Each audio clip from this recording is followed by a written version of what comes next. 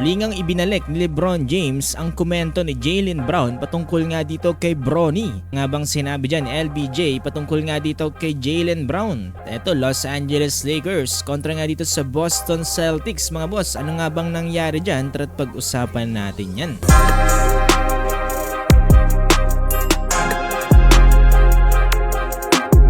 So Boston versus LA, ito under 7-minute mark, dito nga sa second quarter, ito grabe ang ginawa dyan ni Peyton Pritchard, dito nga kay Vando. Tindi nga ng pagkaka-ankle break dyan, dito nga ni Peyton Pritchard kay Vando, ay tinawag pa to ng ESPN na ankle breaker of the year.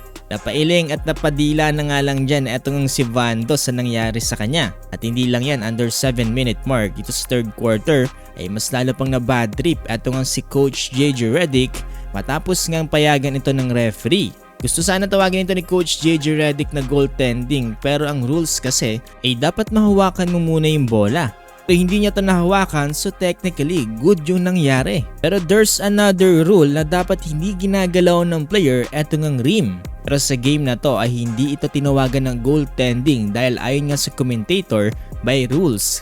At tawagin lang itong goaltending kapag yung bola ay na-disturb during dun sa paggalaw ng rim. So dito sa situation ngayon ay hindi naman daw ito nangyari kaya good lang ang lahat. Naging mahigpit ang laban na to mga boss no, at tinalo nga dyan ng Boston Celtics itong Los Angeles Lakers sa final score na 111-89. Nanguna nga dyan para sa Boston etong si Jaylen Brown with 32 points. Sinusundan siya dyan ni Peyton Pritchard with 30 points. At para naman sa Purple and Gold, Luka Doncic with 25 points at LeBron James with 20 points. Ito mga boss no, napanood naman natin lahat itong during NBA Summer League. Itong si Jaylen Brown ay na-lip read mga boss no sa bench. Sinabi niya nga dito no, na sa tingin niya nga daw na itong si Bronny ay hindi pa nga daw ready as a pro. Naman during sa laban ngayon ng Boston at LA, itong si LeBron James ay binurot up itong issue na to. Sabi dito ni LBJ na okay naman daw sila ni Jaylen Brown, not until yung sinabi niya na hindi maganda dito nga patungkol kay Bronny. Mukhang updated pa rin talaga sa social media etong si Lola Bron. Yung mga ganitong bagay ay talaga nakakarating pa rin pala talaga sa kanya.